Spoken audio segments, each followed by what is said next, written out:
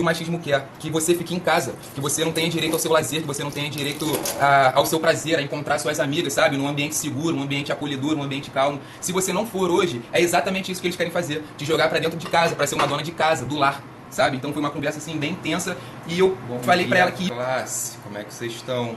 Em paz? Mais um.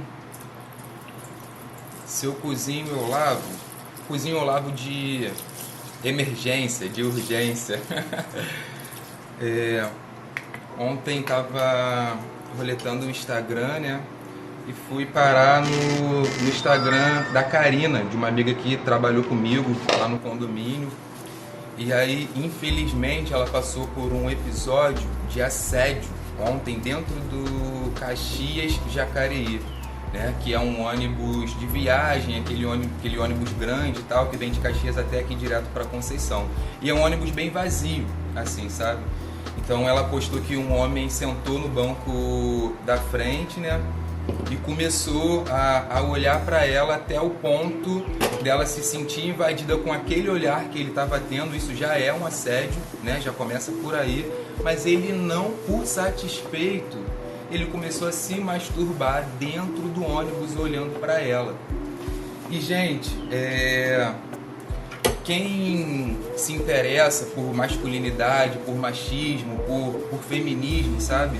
Vai saber que isso é comum.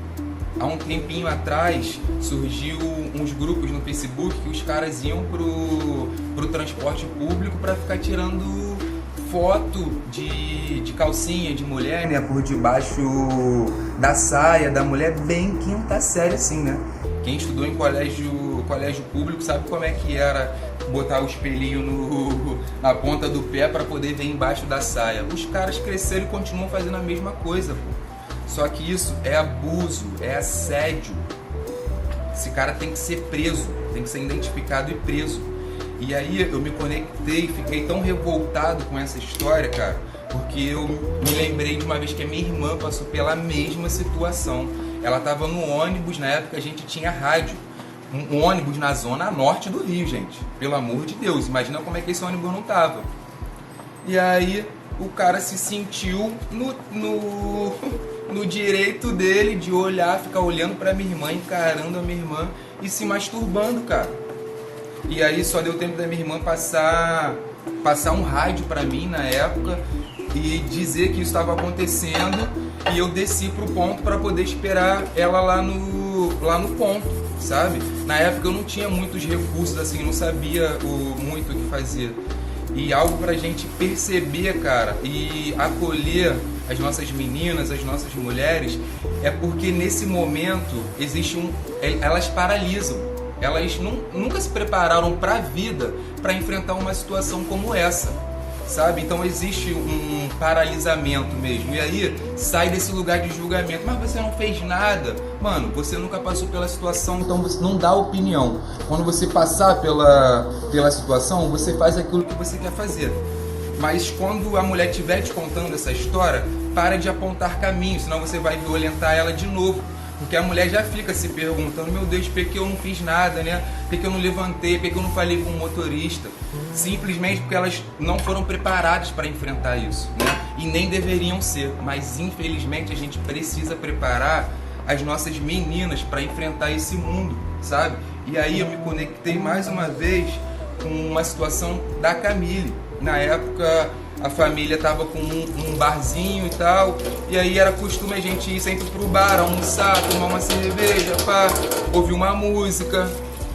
E aí simplesmente a Camille devia ter na época uns 12 anos, por aí, até menos, sabe? E aí, cara, um cara ficou encarando ela com aquele olhar de comendo ela com os olhos, sabe? Uma menina de 12 anos.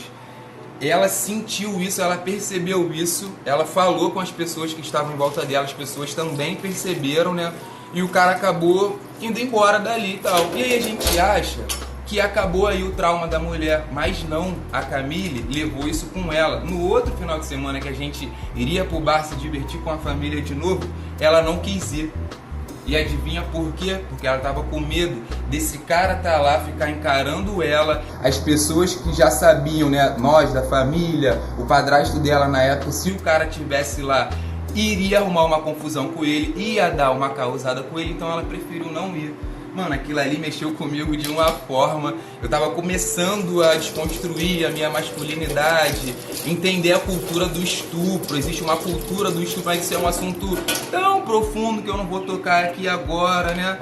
E aí, mano, eu desci, eu morava com a minha mãe, eu desci, eu falei, aí vai a educação pra preparar as meninas e as mulheres para enfrentar esse mundo machista que os homens, nós homens, acreditamos que o mundo ele é nosso, né? Porque o mundo ele é preparado pra gente. O mundo hoje capitalista, patriarcal, ele é preparado para o homem branco, bem lembrado, homem branco de classe média, é preparado para esse homem.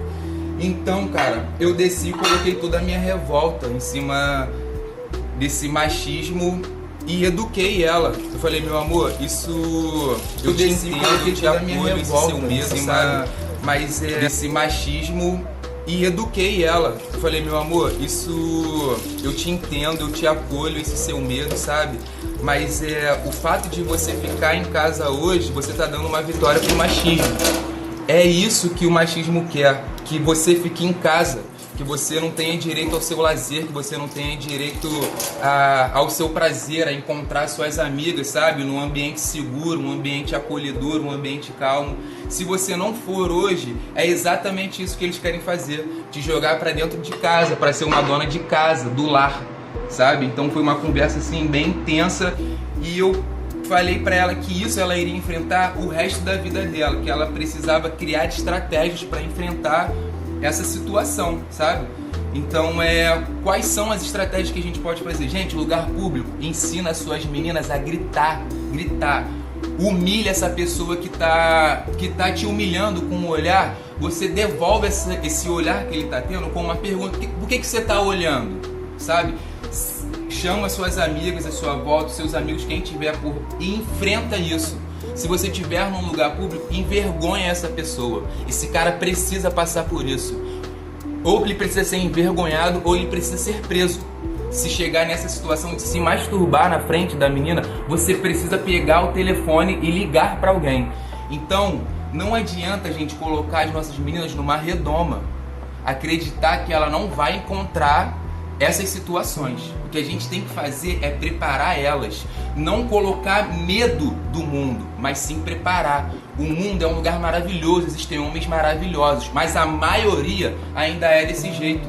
Ainda vai comer a mulher com os olhos, ainda vai se masturbar dentro de um transporte público, ainda vai roçar na mulher quando estiver no ônibus cheio, sabe? Então a gente tem que preparar as nossas meninas não para ter medo do mundo, não para ter medo dos homens, mas sim enfrentar.